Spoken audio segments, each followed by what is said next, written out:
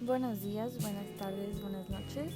Mi nombre es Mariana Zúñiga Nieves y voy a hablar sobre los cultivos celulares y los resultados de su mantenimiento. Primero, ¿qué es un cultivo celular? Es el proceso mediante el cual las células, ya sean procariotas, eucariotas o vegetales, pueden cultivarse en condiciones controladas. El término se utiliza en la práctica para referirse a los cultivos de células aisladas de eucariotas pluricelulares. Estas son las células animales. Ahora veremos un poco de historia. En el siglo XIX se descubrió esta idea de mantener las líneas de células vivas separadas del tejido. Sin embargo, fue hasta los años 50 que se utilizó el cultivo de células animales como una técnica rutinaria en los laboratorios.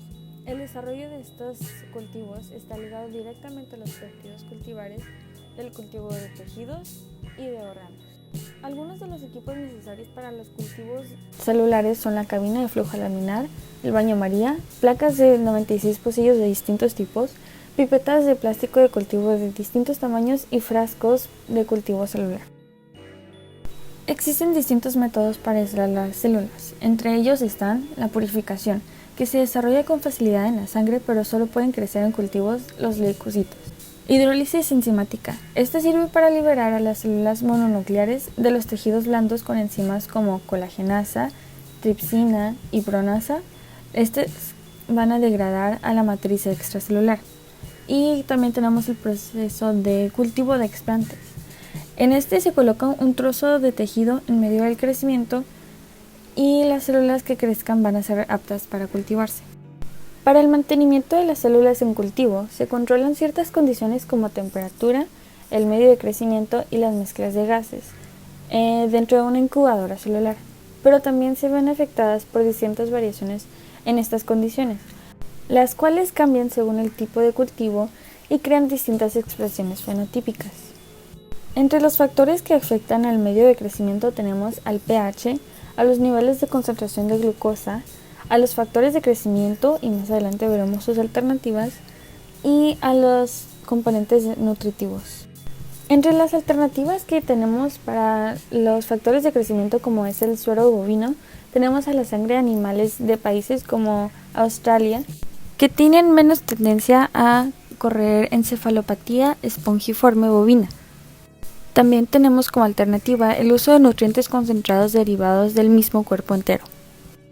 Los cultivos pueden crecer de forma adherente, donde viven de forma natural sin adherirse a una superficie, y también pueden ser de suspensión, tal como las células derivadas de los tejidos sólidos, donde se necesita de una superficie. Hay dos derivaciones para el método adherente. El primero es el plástico para el cultivo de tejidos, el cual va a aumentar las propiedades de adhesión y proporciona otras señales necesarias para el crecimiento y la diferenciación. El otro tipo es el cultivo organotípico. En este se crea un ambiente de 3 dimensiones donde se representa el tejido vivo. Sin embargo, esta técnica tiene ciertas dificultades.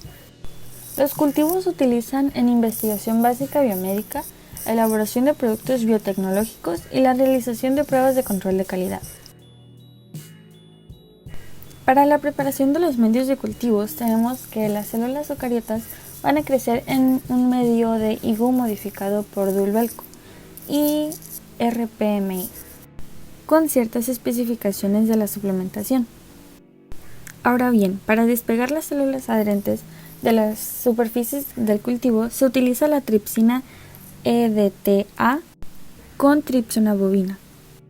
Ahora bien, para el crecimiento de las células se van a utilizar frascos de plástico estéril de distintos tamaños, placas de 6, 24 y 96 pocillos y pipetas de plástico estéril de 2 medidas, 5 y 10 mililitros. Para el mantenimiento de las líneas celulares tenemos que de igual forma se usan medios DMM y RPMI, donde tienen suplementaciones distintas a las anteriores. Para las líneas celulares de mamíferos se utiliza 10% de suero de ternera fetal. Estos cultivos se incubarán a 37 grados centígrados en un ambiente con humedad de 98%, 5% de dióxido de carbono y en placas o botellas de plástico.